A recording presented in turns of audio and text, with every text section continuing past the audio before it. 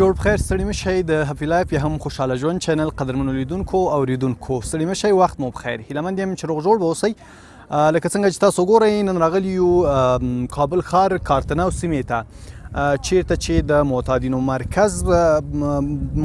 مرکز په نوم یادیږي او دلته پکې تاسو ګورئ شاته چې ډیری معتادین دي چې دوی دلته کوټنۍ جوړې کړي او دلته پکې دوی ناست دي په اصطلاح کور غوندې نو دوی سره به مرکې ولرو البته خبرې اترې به ولرو د دوی په ژوند باندې چې دوی څه کوي موږ سره پاتې شئ او د هپي لایف یا هم خوشحاله ژوند چینل در سره سبسکرایب کړئ بیا هم په خیر راغلاست د هپي لایف قدرمنو لیدونکو ستړي مه شئ لکه څنګه چې تاسو ګورئ اوس هم راغلي یو دلته یو کس سره ولاړ یو د سره به د ده د ژوند په اړه خواله وکړو چې د څنګه روږدی شوی ده او د ژوند کیسه به راته وکړي سلامونه ستړی مه شئ ښایسته نوم دی نوم مې دی سید محمد او دلته کابل کې اوسېږم چې عملي یم ورو پوه شوم دې ځای کې پراته یو ورو نشې کوو ورو پوه شوې او دې یخنۍ ته پراته یو ورو پوه شوې څه نه لرو موږ ورو پوه شوې دا دې ورو نشې دې کوو پوه شوې طریقه بیخي بې خرابه ژوند ده چې موږ یې تېروو دلته یعنی څومره وخت کېږي چې په دې نشو باندې روږدی شوی څومره وخت به کېږي 18 کاله کېږي 18 کالو پورې کېږي چې یعنې دلته روږدی شوی او دلته راغلی او که نه مخکې پرې روږدی شوی مخکې پرې روږدی شوی مخکې نه د طالبانو حکومت لاړو بیا پوه شوې موږ لاړو پاکستان ته کشمیر ته پوه شوې همالته زه په عملي شولم پوه شوې بیا چې یو څه وخت رالم بیا مې پرېښوستل تداوي مې وکړله بېرته بیا پوه شوې ژوند کې اول خراب ژوند راځي که نه خرابي راځي کې بېرته بیا پوه شوې عملي شوم که نه زه خپله پوه شوې اپریټر یم ګریډر مې چلاوه مخکې ښه تنخواه معاش مې درلودو هغه هر څه مې د لاسه ورکړل پوه شوې دې نشو باندې مې شروع کړې ده نشې کوو دلته چې راغلی د په اصطلاح غټ مرکز ده دلته نور معتادین هم شته څومره وخت کېږي چې دلته راغلی دلته چې راغلی شپږ میاشتې کېږي چې دلته پروت یم پوه شوې کور هر څه غړي مې ورو په ایښي دي ورو پوه شوې هر څه راته یادېږي ورو بچیان راته یادېږي ورو پوه شوې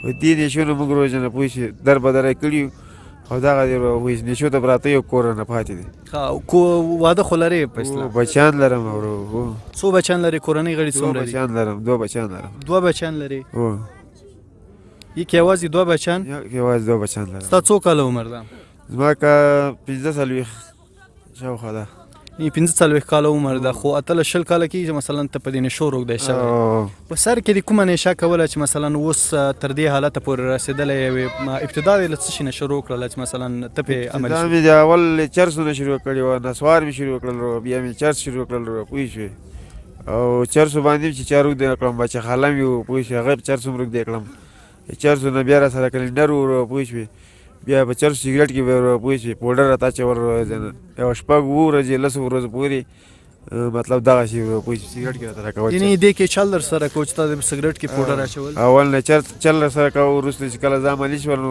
پوه شوې بس دې چې را به یې نه کړم ما به سګرټ ډک کړم ما ته به مزه نه راکوله نه به رقم خماري راته ماتوله یعنې پوډرو باندې عادت شولې بیا سې نشه یې نه کوله مثلا بس چې کله مې پوښتنه ترې وکړه د بیا دا رقم کار سره کوه ته په خپلو پیسو باندې رانیول څه کولم زه بیا نو مجبوره شو خپلو پیسو مجبوره شولم قدرمنو لیدونکو تاسو ګورئ چې د دې کاکا د ژوند کیسه څنګه وه د چې اوس څنګه معتاد شوی ده او څنګه راغلی ده د خو د کیسه وکړله چې یعنې په څه حالت کې و کور یې درلوده او دا کلنډر و له هغې وروسته نو یعنې ښایسته ژوند یې جوړ و دی چې د کیسه وکړه چې زه پرې مبتلا شوم نو لومړی سګرټ و نسوار و بیا ورپسې چرس وله چې د دې نه علاوه نو بیا چې د ویل چې د خاله زوی مې و هغه ورسره نازواني وکړه د چرسو په ځای به ورته په سګرټ کې پوډر اچول تر څو دی پرې مبتلا شي او بالاخره یعنې دی پرې مبتلا شي او همغسې شوی ده دا به راته ووایې چې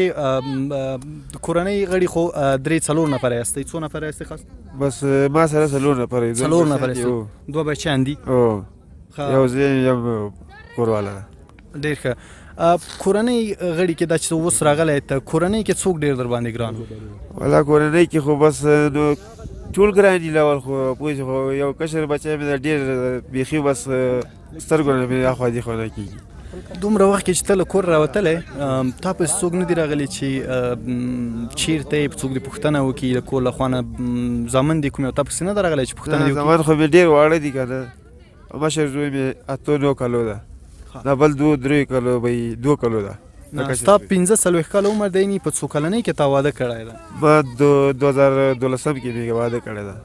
بیا بچیان مې ډېر وخت نه کېدل که نه او وروسته به یې بچیان پیدا شول. ښه بچیان دې وروسته پیدا شوي دي او د کورنۍ غړي نو تر اوسه پورې تاسو پسې څوک نه دي راغلي یا چا پوښتنه نه ده کړې؟ دا څوک نه دي راپسې راغلي دا چا پوښتنه کړې. ښه یعنی ژوند دې جوړ و نو خو بدبختانه چې یو څه ناځواني یو څه خپله بېغوري د دې لامل شو چې اوس راغلی دلته یعنی وضعیت دې ډېر خرابه ده چې دلته د معتادینو مرکز د نور هم شته په دې کې معیوبان ځوانان سپین ږیري ګډوډ پکې شامل دي.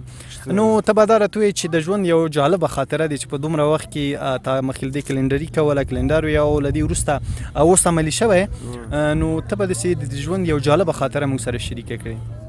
جالبه خاطره خو دغه ده چې پوه شوې چې ما ډېر ښه ژوند برابر و کم از کم داسې وخت و چې 1,20,000 روپۍ کلدارې تنخوا مې اخېستله 15,000 روپۍ 50,000 افغانۍ تنخوا مې اخېستې. اوس وګوره چې ما ته هر څه اعتبار د لاسه ورکړه که کورنۍ کې وي که خپلو خپلوانو سره وي که یار دوست سره وي پوه شوې او هغه شرکتونه او د حساب کتاب د ټولو سره مې اعتبار د لاسه ورکړه دې نه شو په سر.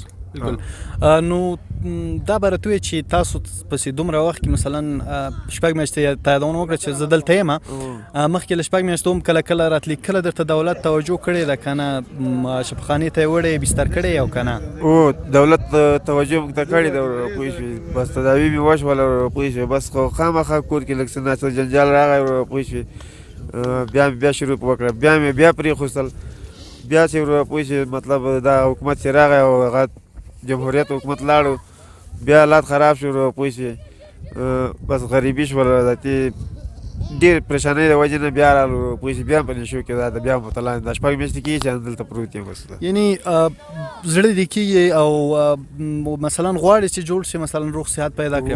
غواړم چې جوړ شم پوه شوې بس بېرته خپل کور سره یو ځای شم او چېرته دا خپله وظیفه پوه شوې جوړ شم خپله وظیفه وکړم مطلب ډریوري او هر څه یو پوه شوې هر څه کار کولی شم انشاءالله پوه شوې. ها یعنی غواړي چې جوړ شي خو بدبختانه نو هیلهمند یو چې دولت مسؤلین کوم کسان مقامات چې دغه ویډیو وګوري او دا چې توجه وکړي ستا په شان ډېری کاروباري خلک او ځوانان سپین ږیري شلته راغلي دي نو دوی ته توجه وشي نو دا به ډېره ښه خبره وي. ډېره مننه چې موږ سره دې مرکه وکړه کور دې ودان. مننه تاسو نه مننه. بیا هم ستړي مه شئ د هپي لایف یوټیوب چینل قدرمن لیدونکو لکه څنګه چې تاسو ګورئ اوس هم راغلي یو د خپرونې په دوام باندې چې دلته یو بل عملي ده د سره به هم د ژوند په اړه باندې خبرې وکړو چې څنګه عملي شوی ده چا عملي کړی او چېرته عملي شوی ده. ستړی مه شئ. نام چیست؟ اسمت الله است اسمم. اسمت الله از کجا هستین؟ جوزجان. از جوزجان. چقدر وقت شده که مبتلا به عمل شدی؟ یگان 7 سال میشه. 7 سال میشه که مبتلا شدی؟ بله. کی اول چی میزدی مثلا نسوار بود سیگریت از چی شروع کردی که تا به این حالت رسیدی؟ نسوار زدیم تریاک زدیم بعد بالاخره دایی پودر هم داشتیم. اول ابتدایش چی بود مثلا چی میزدی؟ چرس میزدی؟ چی بود؟ تریاک بود؟ تریاک شروع کردیم. تریاک بعد تریاک همین پودر شروع کردیم. چرا شروع کردی؟ علت از چی بود؟ کی مبتلا کرد تو را مثلا که به این حالت رساندی؟ ایره به خاطر اندی والا امیر به یاد رسانده مرا یک ذره پیسه داشتیم دست کل پیسه است دیاد رسانده مرا. پیش از اینی پیسه دار بودی خب وقتی که شروع کردی به پیسه شدی؟ بله. کی بود مثلا نزدیکترین دوستایت که تو را عملی کرد مثلا اول که شروع کرد؟ همسایه بوده دیگه همسایه بوده اونجا منطقه ما توی زیاد می بود اونجا قشتگیری میرفتم بعد کم خواه بودم تریاک خوردم به دیال رساندم. خب قشتگیری هم میکرد یعنی تایید بودی؟ بله. خب قدرمن لیدونکو نو لکه څنګه چې تاسو دې کس خبرې واورېدلې چې دی نو وایي چې زه قشتیکا جموم په اصطلاح یعنی قوي سړی یم هلته په منطقه کې کسانو سره به تلمه او راتلمه او ډېر ټایم تومه خو کله مې چې عمل شروع کړی د اوسنی حالت ده چې وضعیت بالکل خرابه دی. نو خب شما ای را بگوین که از خانه کسی آمده پشتان کسی بیسترتان کده یا دولت برده ایتان؟ دولت سابق که بود برده یک تپه چپخانه همونجا 45 روز تیر کردیم بعد پس شروع کردیم دیگه. خب از خانه کس نامده پشتان؟ نه هیچ کس نامده؟ نه از خانه هیچ کس نامده. 45 روز تیر کردی در شب خانه بستر بودی؟ بله جور نشدی در 45 روز چرا یا خودت گریختی؟ تا جور شدیم بعد چپخانه لکت پس آمدم کرای موتور نداشتم مثلا پس همیجا ماندیم دیگه پس عمل شروع کردیم. خب یعنی کرای موتر نداشتی پس بری جوزجان و باعث ازی شد که باز پدری شوی مثلا مبتلا به عمل شوی. کرای موتور نداشتم نالات شدیم پس اینجا ماندم عمل شروع کردم پس. قدرمن لیدونکو چې څنګه چې تاسو دی ځوان کیسه اورئ دا نو په ډېر ناچیزه شي باندې چې دی وایي چې زه دلته 15 شپې بستر وم په شفاخانه کې او ډېر ښه جوړ شوی وم. دا چې کله زه له شفاخانې نه خوشې شوم او دا نو بیرته مثلا دلته پاتې شوم او ما سره د موټر کرایه نه وه تر څو تر جوزجانه پورې پرې ورسېږم او دا د ژوند کیسه وه. نو خب شما ای را بر ما بگوین که در قدر وقت که شما اینجا آمدین مثلا کدام نفر از فامیلتان که زیاد در یادتان می پشتشان دق شده باشن؟ اما پدر مادر بیادره یادم میاد دیگه اوچه رفتن دیگه کرای موتور ندارم ولی معتادم هستم یک بستر شوم جور شوم بریم بخیر. از اون طرف از طرف خانه کس نامده پشتان که تو را شما را ببره یا مثلا بستر کنه کدام کس نامده مثلا پدرت باشه بیادرت باشه که شما را ببره یا ببینه اینجا؟ اونا خبر ندارم ما اینجا هستیم خبر که میاد وقت ما میامد میبرد مرا. اینی خبر نداره که تو عملی هستی؟ عملی هستم خبر خود دارم وقت اینجا در کابل هستم خبر ندارم. از جوزجان کی آورد تا به کابل مثلا چه قسم آمدی؟ به خاطر چی آمدی؟ به خاطر کار آمده بودی یا کدام گپ دیگه بود؟ به خاطر کار آمده بودیم ما به خاطر کار میکنم گفت آمدم پس اینجا ماندم. نرفتی پس عملی شدی؟ بله عمل ما زیاد کردیم پس اینجا ماندیم. از دولت چی میخوای؟ از دولت فعلی یا میخوای پس جور شوی جان جور و صحت سلامت اگر مثلا کسبه پشتان میخوای جور شوی بستر شوی؟ بله جور شوم بریم به خانه خوش هستیم.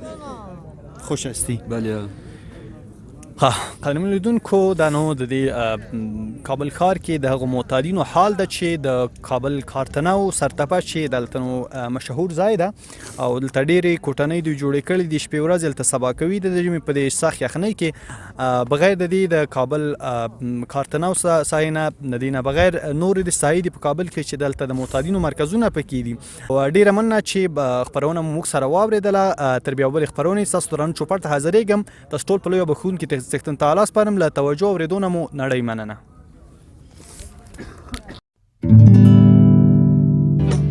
له هپی لایف سره له ژونده خوند واخلئ.